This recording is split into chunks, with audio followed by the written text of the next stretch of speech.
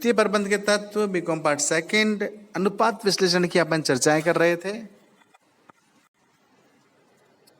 Current ratio पढ़ने के बाद अगला रेशियो आता है अपने सामने, त्वरित अनुपात या अम्ल परक अनुपात।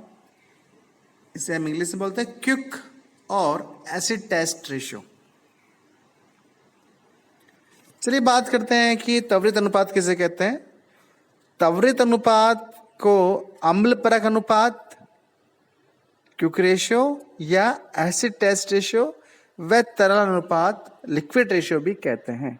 यह अनुपात ये जानने के लिए ज्ञात किया जाता है कि यदि संस्था को अपने चालू दायित्व का तुरंत अथवा निकट भविष्य में बहुत शीघ्र भुगतान करना पड़े तो क्या यह अनुपात, क्या वह भुगतान कर पाएगी या नहीं कर पाएगी। त्वरित अनुपात त्वरित संपत्तियों तथा चालू दायित्वों के मध्य संबंध को स्पष्ट करता है। यानी कि अगर मुझे तुरंत ही भुगतान करना है चालू दायित्वों का, तो कंपनी क्या उन चालू दायित्वों का तुरंत भुगतान कर सकती है। इसको जानने के लिए हम ऐसे टेस्ट रेशियो निकालते हैं। चलिए बात करते हैं ऐसे टेस्ट रेशियो का सूत्र क्या है। तो क्विक और liquid ratio equal to quick assets upon current assets. वापस बोल रहा हूं मैं, क्विक और लिक्विड रेशियो बराबर quick assets upon current assets. इसको अपन बोल सकते हैं क्विक और लिक्विड रेशियो को अपन ये बोल सकते हैं quick assets upon quick liabilities. कई बार क्या होता है कि करंट एसेट्स को नहीं लेकर कि तुरंत भुगतान ही करना है, हमें तुरंत दायित्व का भुगतान ही करना है, तो हमें तुरंत एसेट्स, तुरंत जिनका हम कैश में परिवर्तित कर सकते हैं उन एसेट्स की हम बात करते हैं। एक बात होती है कि क्विक एसेट्स अपन क्विक करंट लायबिलिटीज की बात की थी, तो क्विक एसेट्स कैसे निकालते हैं, क्विक एसेट्स कैसे निकालते हैं। क्विक एसेट्स निकालने के लिए हम क्या करेंगे, करंट एसेट्स में से स्टॉक और प्रीपेड एक्सपेंसेस को घटा देंगे। मैं बोल रहा हूं करंट एसेट्स में से स्टॉक प्लस प्रीपेड एक्सपेंसेस को घटा देंगे तो हमारे सामने क्या जाएगा, क्विक एसेट्स आ जाएगी। और करंट लायबिलिटीज आप जानते ही हैं। और अगर करंट लायबिलिटीज की बात करते हैं हम कि करंट लायबिलिटीज में हम क्विक लायबिलिटीज की बात करेंगे, अगले वाले फार्मूले में बताया था मैंने क्विक और लिक्विड लायबिलिटीज के अंदर ये quick assets upon quick liabilities. तो क्विक लायबिलिटीज के लिए हम क्या करेंगे, हम बैंक ओवरड्राफ्ट को और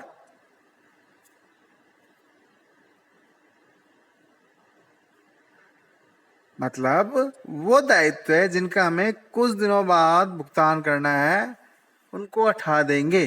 वो दायित्व है जिनका तुरंत ही भुगतान करना है उनको हम इसके अंदर शामिल करेंगे। आयकर है जैसे, इसमें शामिल नहीं करेंगे। चलिए आगे आपके सामने, उससे पहले मैं आपको बताऊं कि चालू अनुपात में चालू संपत्तियों के अंतर्गत स्टॉक, इन्वेंट्री एवं पूर्णतत्व व्यय प्रीपेड एक्सपेंस को शामिल किया जाता है।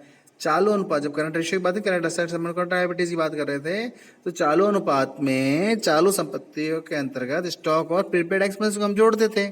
जबकि स्टॉक न्यूनतम तरल संपत्ति होता है तथा जिन व्ययों का भुगतान अग्रिम कर दिया जाता है उन्हें पुनः वसूल नहीं किया जा सकता।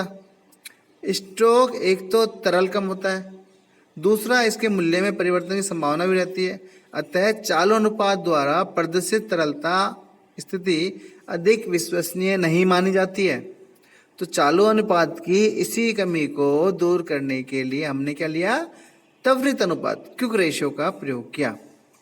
क्विक रेशियो के अंदर स्टॉक और प्रीपेड एक्सपेंसेस को हम शामिल नहीं करते हैं। अच्छा बात करते हैं कि ये इसका आदर्श अनुपात क्या है। तो इसका आदर्श अनुपात है 1:1, यानी वो संस्था जिसका क्विक रेशियो 1:1 है वो अच्छा है, वो अच्छी वित्तीय स्थिति को प्रदर्शित करती है। और अगर इससे कम है, 1:1 से कम है, तो ये हमें संस्था की अल्पकालीन शोधन क्षमता अच्छी नहीं है, इसको व्यक्त करती है।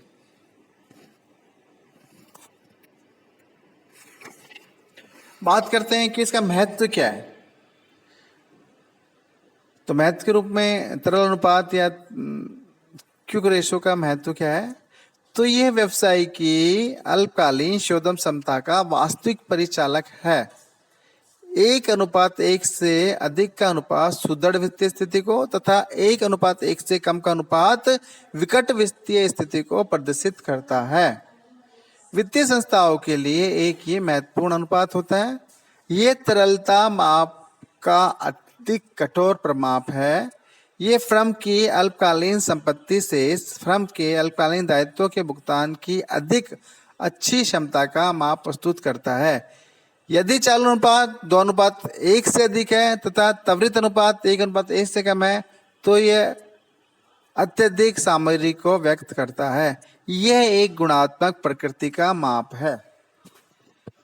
चलिए आपके सामने एक सवाल लेके आते हैं। स्क्रीन शीट पर देखिए, आपके एक सवाल है कि निशा लिमिटेड 31 मार्च 2015 को निम्नलिखित स्थिति विवरण है। Balance sheet of Nisha Limited as on 31 March 2015। पहला पर्टिकुलर्स, दूसरा है करंट ईयर्स 2014-15 और प्रीवियस ईयर 2013-14। तो अपन बात करते हैं पर्टिकुलर्स के अंदर। सबसे पहले इक्विटी और लायबिलिटीज क्या है? तो पहली चीज है शेयर होल्डर्स फंड। उसके अंदर a paid up share capital 2 lakh रुपए, रिजर्व एंड सरप्लस 20,000 रुपए। दूसरी बात कर रहा है नॉन करंट लायबिलिटीज, डेटर्स, ये डिबेंचर्स, ये आपके पास 80,000 रुपए के हैं। तीसरी बात करता है करंट लायबिलिटीज, ट्रेड पेबल कितने हैं? 50,000 रुपए के। Short term provision for taxation है 10,000 रुपए का। देखिए मैंने आपसे कहा था कि अगर मुझे करंट रेशियो निकालना है तो करंट रेशियो के लिए मैं क्या करूँ? करंट एसेट में लायबिलिटीज कर दूंगा। यहां पर मुझे ये ध्यान रखना है कि क्विक रेशियो निकालने के लिए तो मैं क्या करूंगा? Quick assets upon current liabilities निकालूंगा, है ना? तो आपको समझ में आ रहा है कितना है करंट लायबिलिटीज के अंदर? करंट लायबिलिटीज के अंदर 60,000 रुपए हो रहा है, 50,000 प्लस 10,000 रुपए। अगली बात करते हैं असेट्स।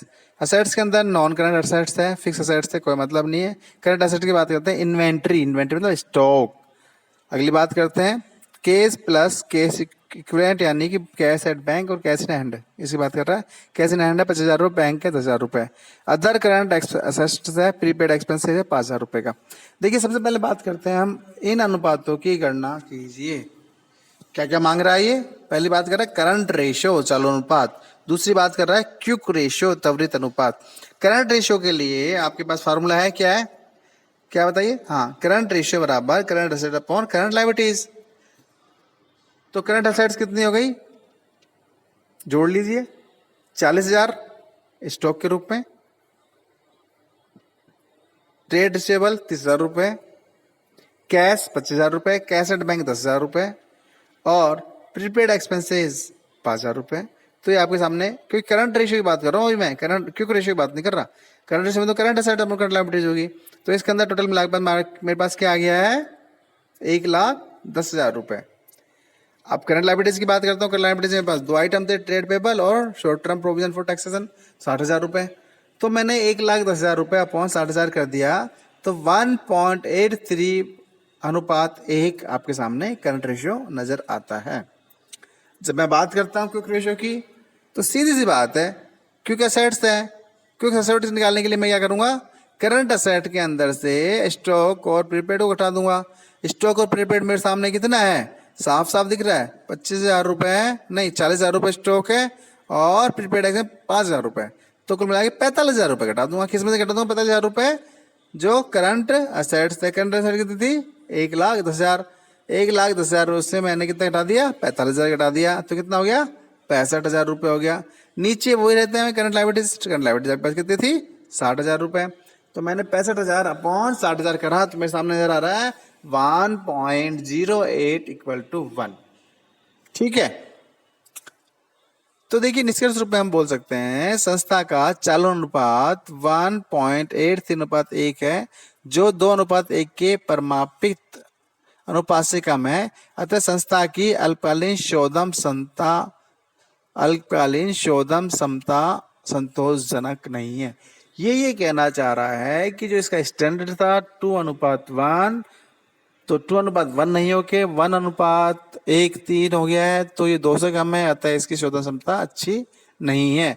2 से अधिक होता है तो शोधन 2 या 2 से अधिक होता है तो शोधन क्षमता अच्छी होती है। परंतु त्वरित अनुपात से ज्ञात होता है कि ये 1.08:1 है, जो कि परमापित त्वरित अनुपात 1:1 की तुलना में अधिक है। पता है अगर ज्यादा है तो हमारी शोधन क्षमता, अल्पकालीन शोधन क्षमता संतोषप्रद है या अच्छी है। त्वरित अनुपात के निष्कर्ष चालू अनुपात की तुलना में अधिक सही माने जाते हैं, अतः निष्कर्ष स्वरूप कहा जा सकता है कि संस्था की अल्पकालीन शोधन क्षमता संतोषजनक है। Thank you very much, doctor Vijay Kumar.